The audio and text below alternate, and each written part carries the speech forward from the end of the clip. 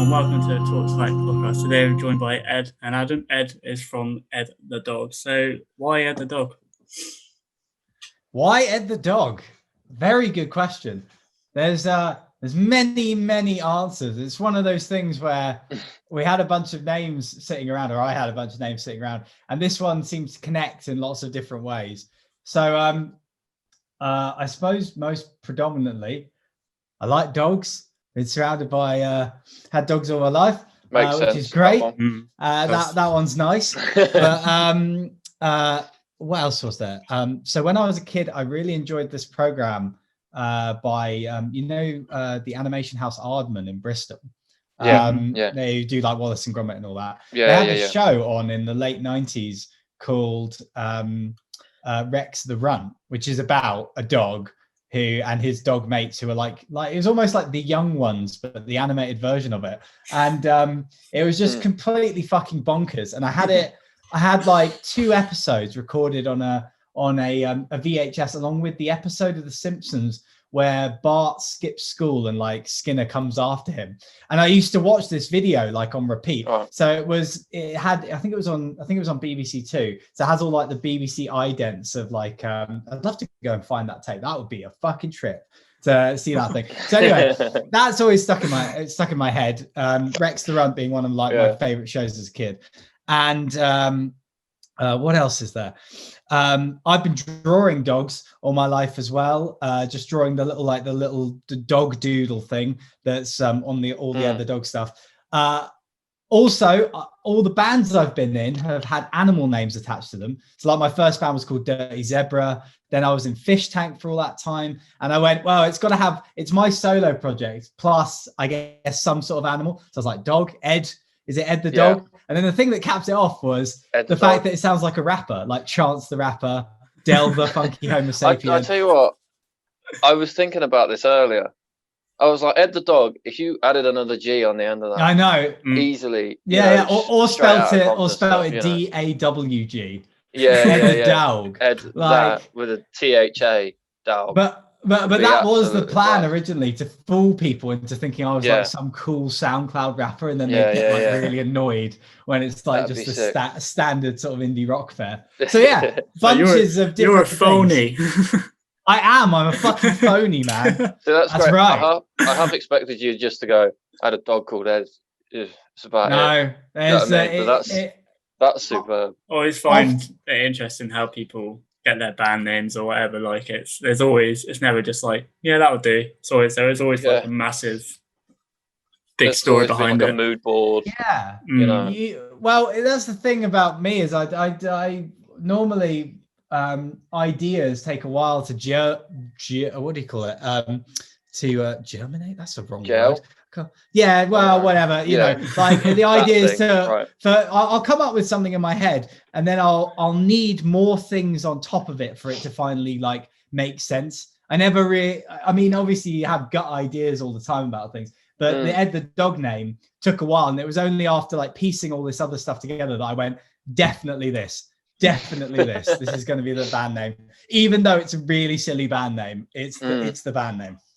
It works, and that's all that matters, I suppose. You know, I suppose it all works. Yeah. There you go. So obviously, Untitled Crash came out. Was it last Friday as we record this? About a week ago. Yeah, a week ago. Yeah. How has that gone for you? The reception and everything like that, as opposed to first album Shame. How was that sort of? You know, obviously within the climate that we're in at the minute. Yeah, it's been done well, or. It's been I think I've been absolutely blown away by the response, to be honest, because Good. You know, it's really nice that everyone's getting the record, but before I kind of have this thing where before any release I'm just like, everyone's going to hate it, everyone's going to hate this thing, where with Shame, you know, in the lead up to the record, and because I never thought we were going to do any gigs or do anything with it, it was just for me, Shame. And I was like, I'm going to put this album out. I could say I put out an album and then go and be a psychotherapist or something like that. You know, so I kind of led up to it being like, you know, all this great stuff was happening around it already, but I was just like, it's just the one and done thing, man. It's going to be fine. Like, you know, it is what it is. Whereas this time round, I was because it's so different to Shame in a lot of ways. I feel it's really, really different to Shame. I was like, I'm going to lose tons of people with this record. I think it's just, you know, people aren't going to get it. They're going to think it feels very experimental. Like I gave it on the Friday it came out, on the way to work, I was like, let's have a full listen through again on Spotify, and then we can leave it for like a couple of years and come back to it. And I listened through to it and I was like, I hope people get this. I really hope, because I'm proud of the record, and it's exactly what I wanted to say in the end. I think you're right. I was worried. Is it like so different to Shame? In my point of view, I mean, I've listened to both almost religiously since you released, oh great, thank you, since like 2018, but I think that a lot of it, if you don't mind me saying, is a lot more sort of electronic sort of focused and stuff like that. On the new one, I think there's more sort of stuff like that, like synths and things like that. And I think you're right. I think it was, a big sort of change up for yourself, but I think all I've seen is obviously sort of positives on it. I see them on your social medias and stuff like that, the amount of people sort of posting, you sharing the stories on Instagram and whatever else. I think, it's incredible. And obviously all the radio play on, I know that you're getting as well is super. It's amazing. I think overall, people, from what I've read and the things people have been saying about it, it's been an absolute delight to read. Like people just seem to like get what I was going for underneath lyrically with it all. And it's definitely, I'd say it's a lot, even though Shame was quite open for me and I was trying to be as honest as possible, I feel like I've been even more kind of heart on my sleeve on this record. That kind of goes hand in hand with where the musical focus went as well, because I didn't want to make just Shame 2 and just do the same garagey rock thing. I kind of got my producer hat on a little bit, and I wanted to do like a sort of slightly updated version of what Ed the Dog is. But who knows where it's going to go next? All the new stuff I'm writing at the moment, it's funny. It's because the record feels like fucking ages ago for me now. Like my head is a lot more like, I can't. If people like this, they're gonna be. I think it's gonna be another left turn on the next record. Because there's it's definitely going to be less synth focused and more back to sort of like, I don't know, like it's basically most of it I've written on guitar this time. Loads of it has been written just like purely on the guitar. So I think it's going to be a lot bandier sounding record. I'm trying to work out like how I'm going to do the proper thing. Am I going to have proper drums on it this time? I'm still working it all out, but like I'm dead excited. And I'm feeling a little bit more confident now that, I can take things in a different direction and people aren't going to go, fuck this guy. Because that was the real worry. I was worried, people were just going to listen to Everybody I Love You. And we put that out as the first single in January. I'd just be like, fuck it. He's gone down this like LCD sound system-y kind of thing. It's not for me. But, fair play to the fans who it's a bop, by the way. An absolute bop. Oh, thanks, man. Big tune. Big tune. It's a big tune. I remember you sent it to me that I listened to this. I was like, go on, I'll listen to it. And I was like, just bopping away. I was like, and I listened to it, do you know what I mean? Religiously. Oh, thanks, man. So like, as a musician, is it like weird when fans or general people say like, oh, your album helped me in so many ways, whether that's mentally or whatever? Is that weird to hear as like a musician, or is it quite nice? It's just really flattering more than anything else. And the fact that anything that I do, whether it be music or art or whatever I'm creating and putting out into the world, is helping someone out somewhere, it's just like a huge fucking bonus for me. Because I mean I'd be doing this even if like I didn't have an audience or things hadn't gone well with Shame. I'd still be like tinkering away and getting on with my life. And the fact that it kind of resonates with people is just it is, I mean, it's ultimately what you want, because at the end of the day I'm saying this is how I see the world, or this is how I'm feeling right now. Anyone else out there feel the same way? That is essentially what I think I've been trying to say. And it's lovely to have people, write to you and say, I mean, stuff people have written, even on like things like the merch orders, because I know on Bandcamp you can leave little messages. Some of the messages people write, I'm like, absolutely. I was going to say this isn't the right word. It breaks my heart. It doesn't break my heart. It just makes me very emotional. To read some of the stuff because you create like a kind of like a community as like an artist or a band, don't you? And like I say, that's probably happened with you. Like it's just started to make like a community and stuff, which must be really nice. It's nice. It's really nice. And I you know, I know a lot of people's names now. You see the same people commenting and stuff. And I go, you know, oh, there's Kevin. Easy. Let's see what he's saying. And but I, you know, really at the end of the day, I actually care most about what these people think, to be honest. I think in a way.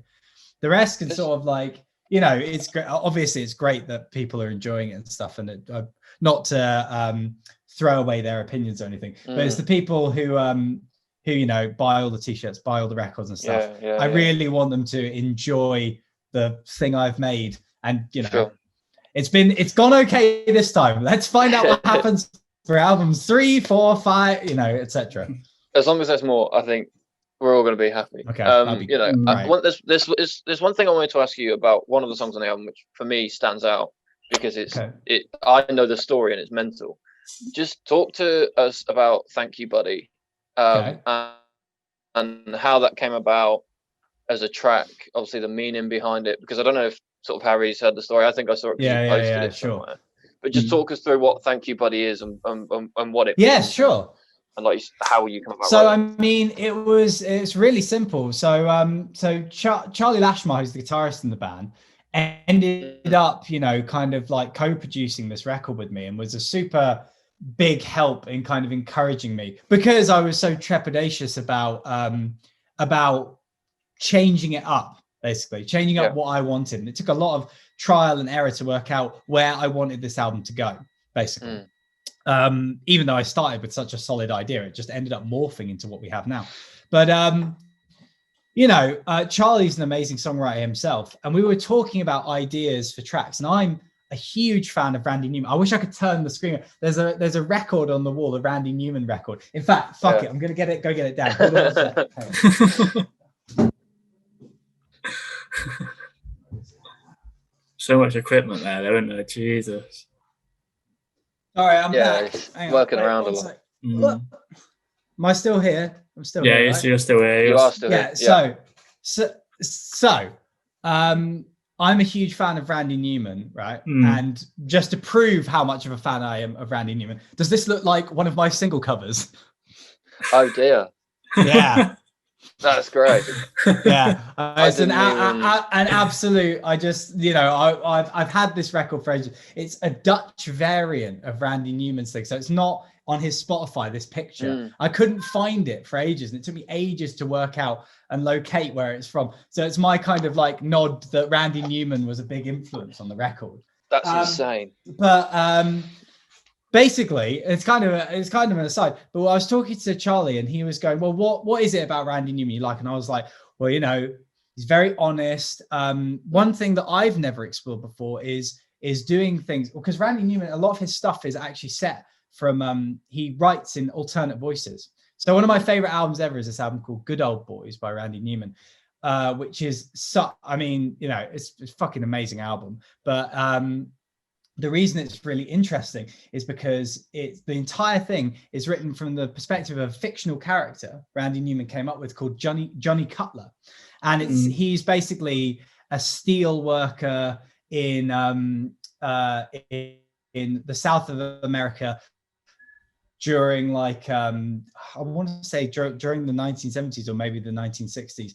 And, you know, that kind of person has a lot of weird things to say, for, you know, like, for example, being slightly racist, being, what's it called? There's a song called Maria on it that's about how much he loves his wife, but he gets drunk all the time. And so he's like, sometimes, you know, I might come home and like slap you across the, you know, like do all these horrible things. And that's what really fascinates me about Randy Newman, because so many songwriters just talk about their own personal experiences and what's happened to them.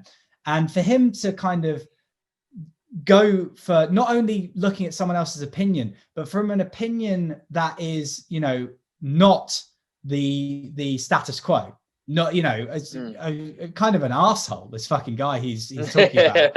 And, you know, but there's loads of interesting redeemable characteristics about him. Like, he loves his family, and he loves his dog, and he loves his life working in the steel mill and couldn't live anywhere else. And he paints this whole picture of and his attitude towards pop. It's a fascinating record. And I listen to it, like, you know, all the time, basically. It's just fucking endlessly fascinating how Randy Newman creates this kind of world, almost like a writer, almost like a like a story writer. It's just it is. He's basically, you know, writing stories for, you know, just fabricating these stories and making music out of it is another level to that. It's incredible. Exactly, but it's such an unexplored level. Anyway, point is, I don't have any like characters I could make up. So I was talking to Charlie, and I was like, I'd love to write something from a different opinion. And he was like, well, why don't we try writing about what happened to me in 2017? And what happened to Charlie was that he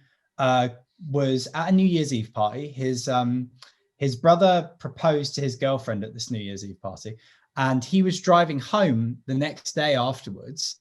And he was a little bit like, I don't know if he was a little bit squiffy or whatever. But I took some creative license in the lyrics anyway. But basically, he ended up, you know, from Newcastle to Liverpool, stretchy, icy road, and, you know, ended up in a massive crash.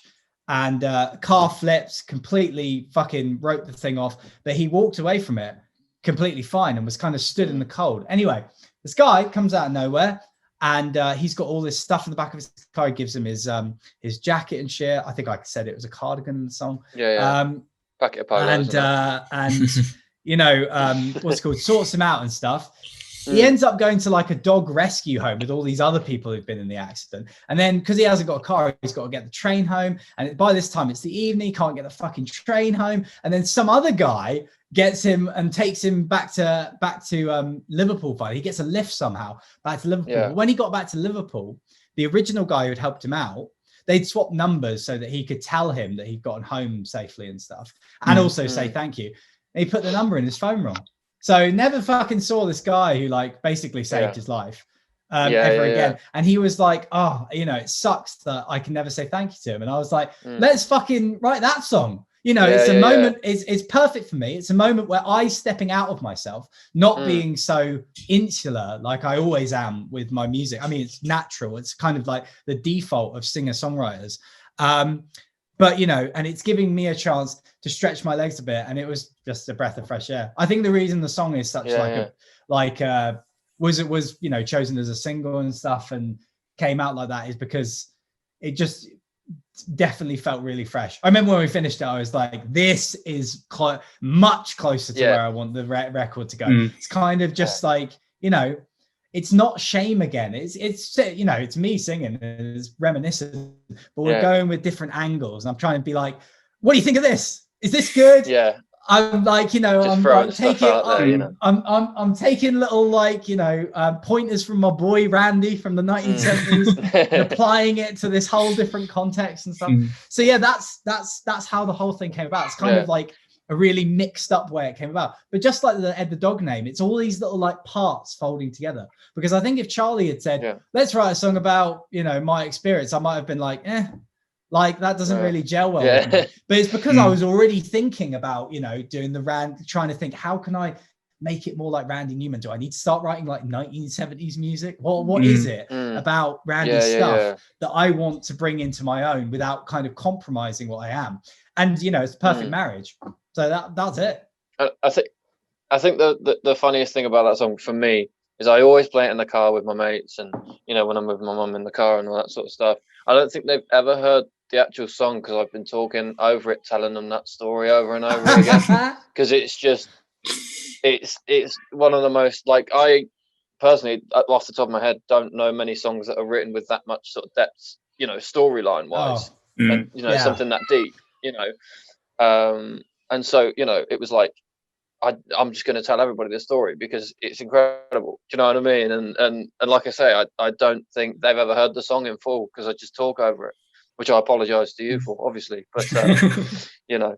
No, it's all good, man. No, I'm so glad that, you know, you think it's a good song. I think there's I mean, go if you like storytelling through song. I mean, great bands to go listen to. I mean, like Randy Newman, obviously.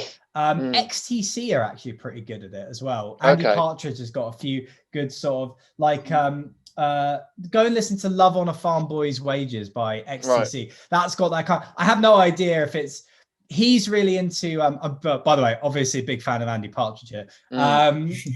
He's into kind of early music, and he likes architecture, and he's kind of into medieval stuff. So he's got that sort of like ancient storyteller thing. It's completely fucking devoid of what I'm doing. But Love on a Farm Boy's Wages, I have no idea if he's basing it off anything true. But it's literally about I think it's about like a medieval farm worker talking about like how he just wants to like paint pictures and do this thing, and you know, maybe he could be a rich man, but he just enjoys working on the farm and like, you know, being arty and like marrying a nice girl and stuff. And I just love that. I love whenever I hear someone like just completely extracting themselves from the music and, you know, going in it's fascinating to me. Love it. That's crazy. So obviously you released a new album, fantastic album, by the way. Thanks, man. That usually leads on to something we call a tour, but obviously with what's going on at the moment, is that a plan for like next year when we all get when we're released again? I mean, it's so at the moment, I'll just be straight up honest with you. So we're I gave all the guys a call the other day and was like, you know, here's what I want to do with the live show, etc. I mean, we've got basically, there's a tour booked in. I think it's going to be around, I think it's June, maybe even further, even closer than that. But obviously, you know, that tour, by the way, has been moved 6 times. So it was supposed to happen in I want to say we were supposed to announce it in April last year. And, you know, it's been moved an unreal amount of times. So I say this all with a pinch of salt, because it could be, you know how it is. It could be fucking 2022 by the time we get back out and at it. But the plan is basically for us to all come down. We're going to learn everything again. We're going to add a new member to the band. We're going to add a percussionist, and then the guitarist is going to be in the band. Again, word not out yet on who that will be, but we'll find out at some point. But basically, we we haven't played a show since, was it the Victoria last year? That makes me so sad. We haven't done a show. I think we did like a little BBC introducing thing in maybe February that was without our drummer, but like a full band show at the dog show. I'm absolutely, you know, just pumped to get back out there, but only when we can and when it's safe. And, you know, and it's hopefully now that the vaccine is here, you know, in 2 months time, maybe we'll be able to have a national party once everyone who's kind of really vulnerable gets vaccinated. I don't know. I've got no idea how it works, but just so you know, things are going on in the background to make an Ed the Dog headline tour happen. So would you not fancy a socially distanced gig at all? Is that not appeal to you? So we were going to do one this month. That was kind of the plan, but then, you know, I spoke to the guys and they were all like, how are we going to rehearse? When are we going to rehearse? Where can it even happen? And I went, yeah, it's true. If socially distanced gigs come back on, then we might, you know, we might go back and do it. I saw a socially distanced gig when the fuck was it? It was a couple months ago. It was at Paper Dress Vintage, and it was a band called why can't I remember their name? No, they were great. They were really good. It was really funny because the person I was with was like, it was all right. And they'd been to a bunch of socially distanced shows. And I went, no, I think I was just, maybe they were like all right as a band, but just hadn't seen live music in ages. I was utterly enthralled. I still think it was fucking great. And they thought I was mad. They were like, it was just a fine gig. And I was like, no, it was fucking brilliant. I think it just reminded me of everything that I love about live music. Basically, there were like 9 people on stage. There was like an old man DJing, and then like this guy was like like he had like his notebook out and he was like spitting poetry while a percussionist was playing. There was like fucking 3 guitarists and the drummer was shit hot. I was just loving it. Even if it was like an okay show to someone else, I thought it was the best thing on earth. So, I'll try and remember their name before we finish it, because please, that'd be great. Now, one thing that I was on the topic of sort of live music and seeing that sort of stuff. Now, I'm going to pull one of my wall fixtures off now, because I don't know if you remember this. I saw you guys support Circle Waves in Milton Keynes. I think it was the end of 2018 or early 2019. Yes, I remember it well. Yeah. I actually met you guys there on the merch stand. Yeah, I remember you, my dude. I remember standing next to you and being like, this guy is tall as fuck. You obviously can't see that on camera, but yeah, I mean... Everyone says exactly the same thing when they meet me. It's funny when I'm next to him, because I am 5'6", very short, and I'm just like.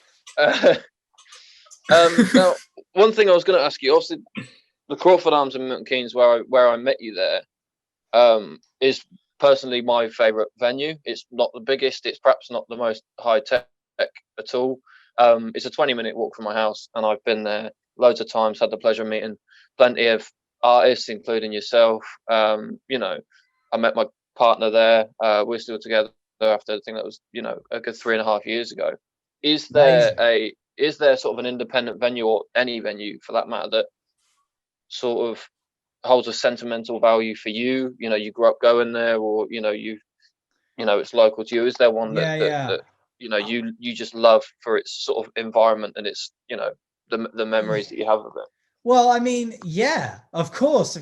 I'd say the only one that's still going is the old Blue Last in London is probably like my favorite venue.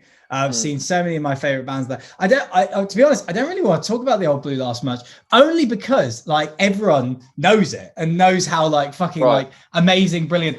There's 1,000 things I could say that, you know, would be the general consensus. If you've never been to the old Blue Last, never seen the gig there, when you can, again, please go. It's such a, you know, the upstairs, it's just fucking brilliant. I've played like, I think 2 of my favorite gigs ever there, but venues wise, like a couple spring to mind that I was going to say. I might list off a few just for the sheer sake of it. So one is a venue that's no longer in High Wycombe, which is where I'm from.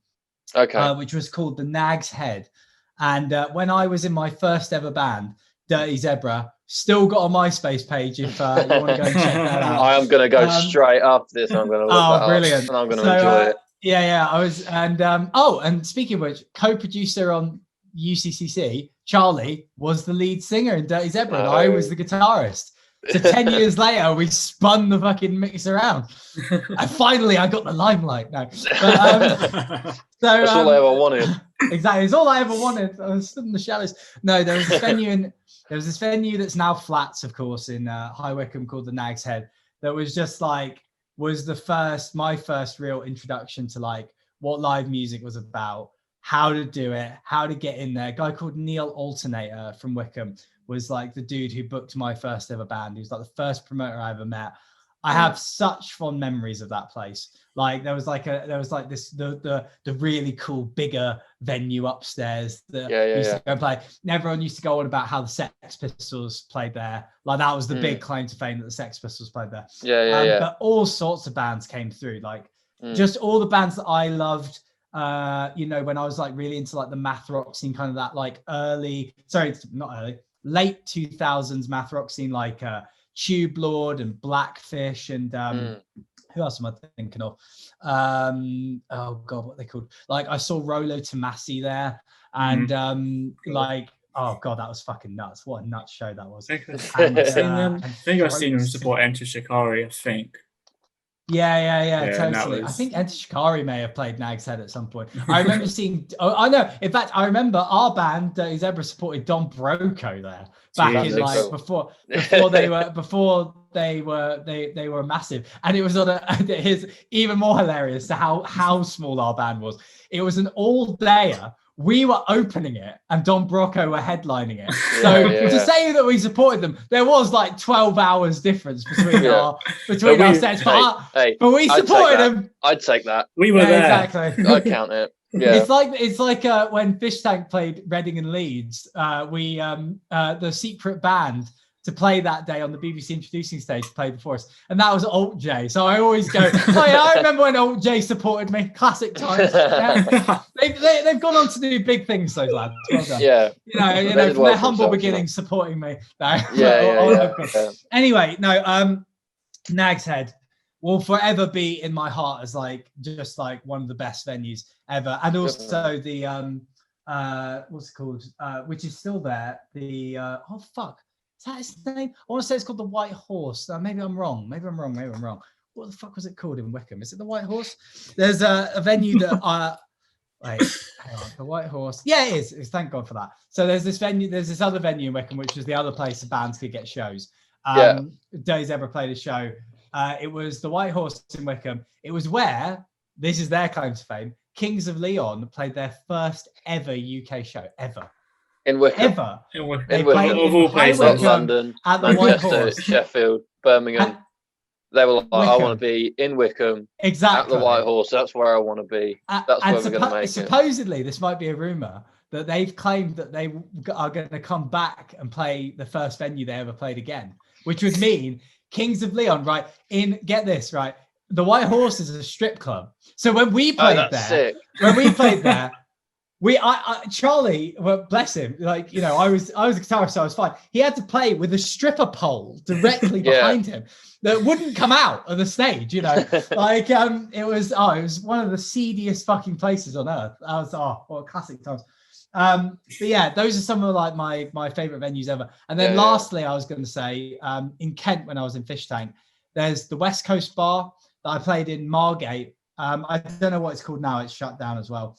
Right. I used to work a bar there at uni, and I saw like so many shows, and my band played so many shows. There's like really place I kind of like cut my teeth. Same with like the Beer Cart Arms in Canterbury, and also Tunbridge Wells Forum, of course, which is where I played my favorite show of all time, No Holds Barred, like absolutely my favorite show of all time, which is where Joe from Circle Waves, he slashed his hand open the night before in Guildford.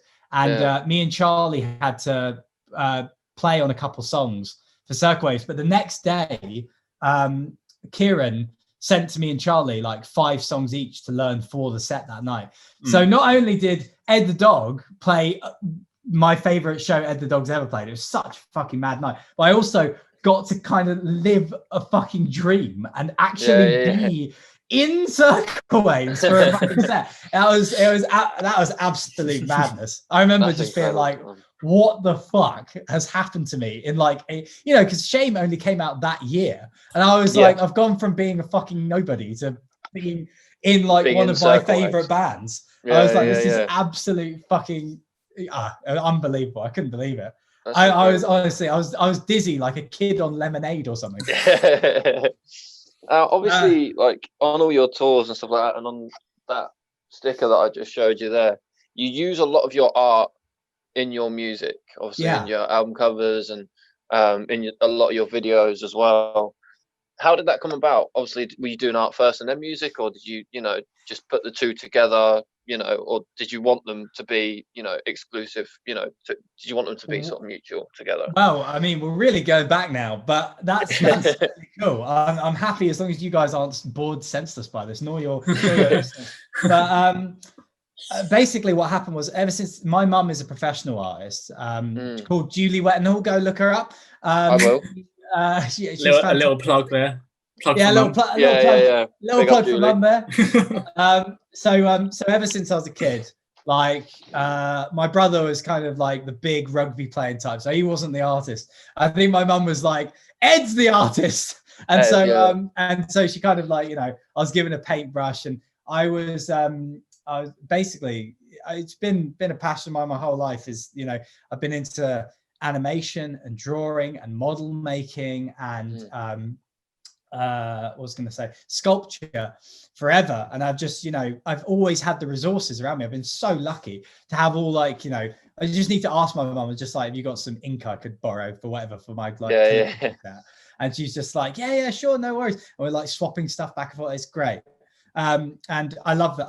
I've been so blessed to be like kind of like really encouraged from an early age to pursue the arts and that. But classically, of course, when I went to school, I kind of like lost interest in like I used to make like all sorts of things like stop frame animations as a kid. I kind of lost interest in art and became more interested in girls. And then I was like, brilliant. What do I need to do to get girls?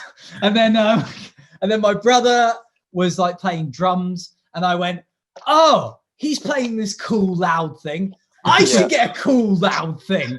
So I saw Franz Ferdinand playing on my TV, and I saw like Alex Prenos, and I went, he's cool. He's wearing a skinny tie and a red shirt. I want to be like him.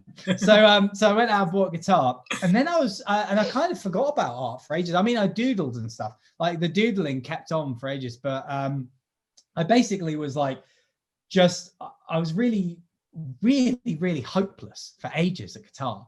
Like I just did not get it. It wasn't like art where it was just like this. I don't know if that was born out of nature or nurture or whatever, but art's always felt like a natural thing. I've always been a very visual person. So when I moved over to music, for the first 5 years, guys, I'm not gonna lie to you, I was fucking dreadful. Like, and that's not me trying to be modest either. I mean, dog shit bad at guitar. Ed the dog shit. Ed the dog shit, yeah, exactly.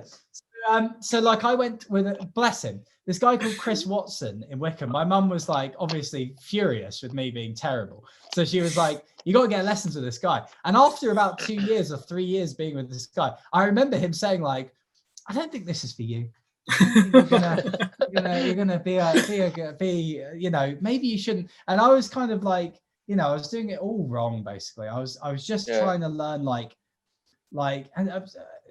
I was trying to learn like blues scales, and like I thought that was what you were supposed to do, and like learning chord shapes but not really doing it properly. And it just like I never hit that kind of like bell curve or whatever. And then what happened was me and my brother would jam together, and he never really wanted to jam with me because I was so fucking dreadful. And but we needed to start a band. And again, this is where Charlie comes into play.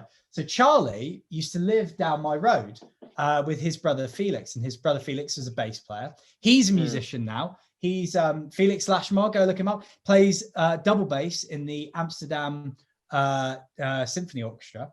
I want to say that's right, which is brilliant. He's fucking, it's also an amazing guy. But basically, Charlie was singer, guitarist, really good. Felix was a bass player, brother was a drummer, and I played electric guitar apparently. So so they were kind of like, oh, we should start a band or something. And me and my brother were like, well, we'll write some songs and you write some songs, and you know, we'll bring them together. And that, at that moment, I realized the thing that I'd been missing the entire time, which was that I was like, oh fuck, the guitar and pianos and everything are just pens and paper. They're not things to impress people with. They're not things to just copy on. You know, it's not like when I picked up a pen, I immediately tried to copy the Mona Lisa or something. I just started drawing. I went, fuck, that's what you're supposed to do. And all of a sudden, I, like, in a matter of months, went from being dog shit bad to being okay. And then, like, learning my trade as a songwriter. And I had so much help, you know. Charlie, I feel sort of blessed having Charlie in my life because he's kind of a bit of a hero to me. Yeah, he sounds it. Yeah. From everything that you said, Charlie is just Charlie is the one, isn't he? Boy. Yeah, no, he's you know, he's like, you know, one of my absolute best mates of all time. But you know, essentially at a certain point, he was like a kind of teacher, as was my brother, as was Felix, and I learned what to do from there, and then it all just clicked into place. And I was like, oh, thank God.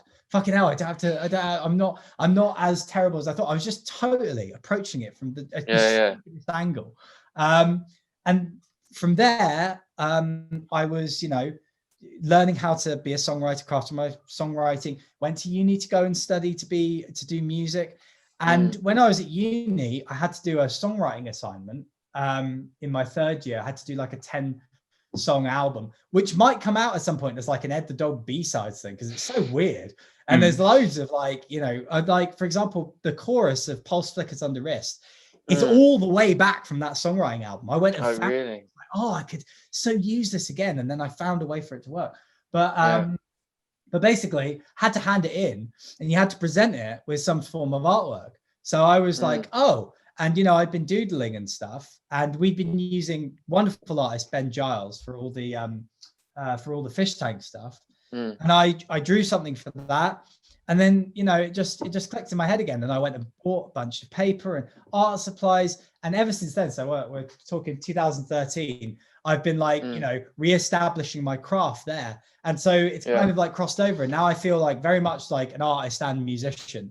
You know, I started doing oil paintings about 3 years ago.